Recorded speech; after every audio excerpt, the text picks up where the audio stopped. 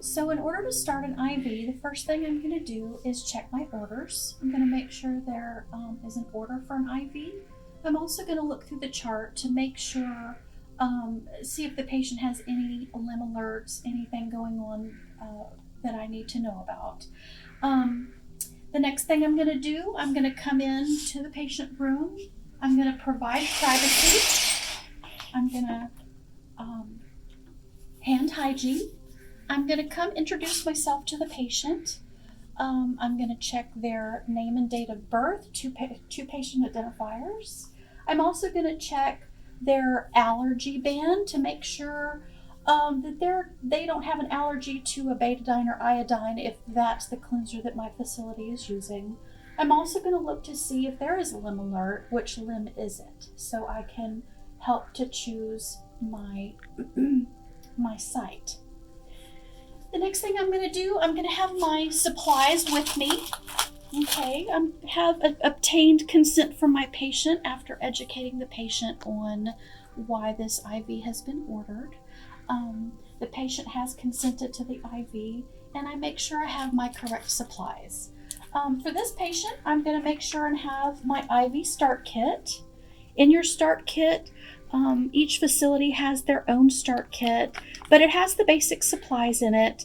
There's tape, there's a securing dressing, there's a tourniquet, usually a 2x2, and the cleanser is in there. I'm also going to have my angiocatheter, and I'm going to choose this based on the need of the patient. For this particular patient, for a catalytic start, I'm going to also have an extension tubing that I'm going to use and my normal saline flush. Okay, so once I have obtained consent, I'm going to look for the best site for an IV start. And I've identified some really good veins in this patient's hand. So then my next item that I'm going to do is I'm going to open my start kit. I'm going to do hand hygiene, of course. I'm going to apply gloves, clean gloves.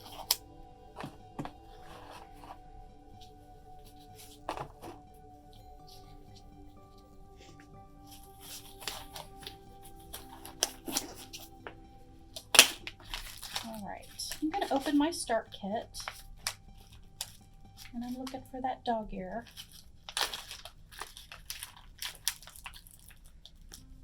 And like I said, this IV start kit has your tourniquet in there. Okay, so here's your tourniquet. So I'm going to apply the tourniquet to the patient about 4 to 6 inches from where I am choosing my site. And to apply the tourniquet, this is how I do it. I pull one side and I plant my hand, and then I pull the other side around, and well, that wasn't working. Here we go. Okay, pull one side, pull the other side, and dog ear. You want to make sure and have an easy access to take the tourniquet off. And yes, it's difficult with gloves, so take to practice. All right. My next thing, I've identified my site. I'm going to take my cleanser and cleanse the site next. To activate the cleanser, this is a chlorhexidine. I'm going to pinch the two sides together, and then I'm going to, right in the center of where my IV site is going to be, I'm going to use a bullseye approach for that, and then I'm going to discard that. Now I'm not going to blow, I'm not going to fan, I'm not going to dry that at all. I'm going to let it dry naturally while I get the rest of my supplies ready. I'm going to find my tape and get some tape ready. Usually about 2 pieces is good. Okay. All right. And the next thing I want to do is open my saline.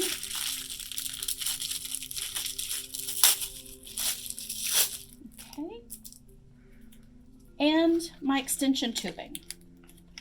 Now for Trios, you won't need the extension tubing. It has a different type of catheter that already has that attached. So what I do with my extension tubing, I make sure and keep it aseptic on the end.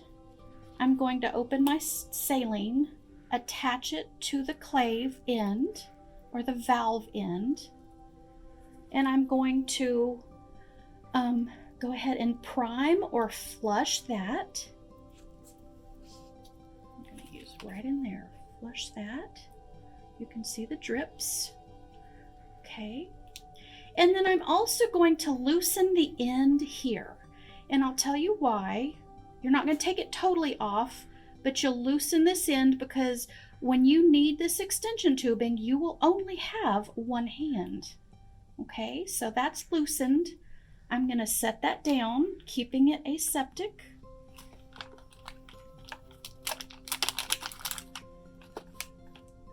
Okay, and the next thing I'm going to do now is open my catheter. Looking for the dog-eared end. There we go. All right.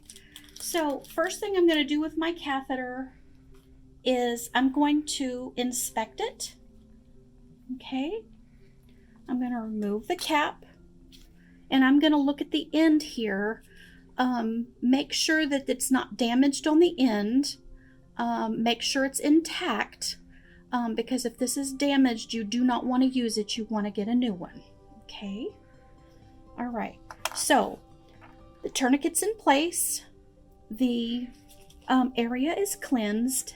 And the next thing I want to do is I'm going to use my non-dominant hand to pull down pressure on the area just below where I'm going to go into the vein.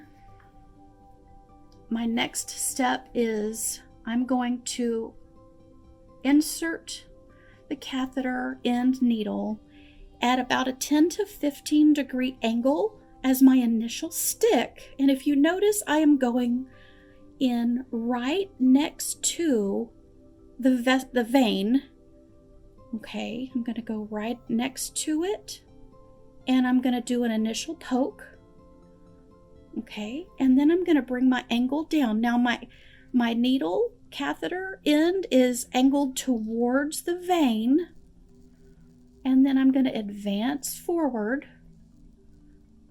Okay, and once I feel a pop, I know that I'm in the vein, and then I will advance my catheter. At the same time, I am holding pressure on the end. I'm going to click the key at the bottom, and that's going to remove the needle from the catheter. In the same motion, I'm going to loosen my tourniquet. So notice I have pressure on the end, so blood is not coming out of the catheter.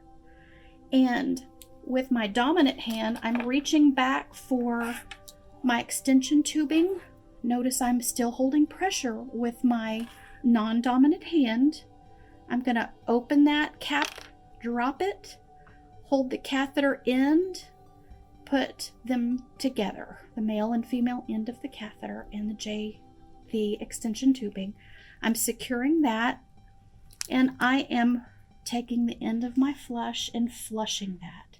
Now, I want to pull back, and if you'll notice here in your saline, I'm going to pull back just a little tiny bit, and you'll see a flush of blood into your saline. Once you see that flush of blood, then you're going to push pause, push pause, push pause for about 2 to 3 milliliters is all you need. While you do that, you want to hold a positive pressure on that tip while you clamp the catheter. Okay, you're going to clamp that. All right. Meanwhile, you have your dressing that you're going to apply. And you want to keep this area clean. Now this is an opsite type dressing, and you're going to apply that. Now look how I'm applying it. You want to put the opsite to secure the catheter here, but you also want it as a window to your device, to your area, because if there's any leaking under the skin or anything, it's going to take place in this window here, but you're securing your device. Okay. All right. I'm also going to take my tape. At this point, you can undo your flush. I'm going to take my tape and secure my loop to the patient. Okay. I'm also going to take a pen, and I have written on my label, I've written time and date that the IV was started in my initials. Okay, so that's prepared. Also, I want to make sure the patient has tolerated the procedure okay. I want to make sure and remove your tourniquet. You do not want to leave your tourniquet on your patient. Make sure it doesn't get hidden under the gown, because you want to make sure and remove that. All right, so IV's in, it flushed okay. I have my initials, date of insertion, and the time. Next thing I want to do is I have, of course, discarded my sharps in the sharps container. And I'm going to document next. I'm going to document how the patient tolerated the procedure. I'm going to document the site, location, the gauge of the catheter used, and how many times that I attempted an IV start on this patient. And that is about it.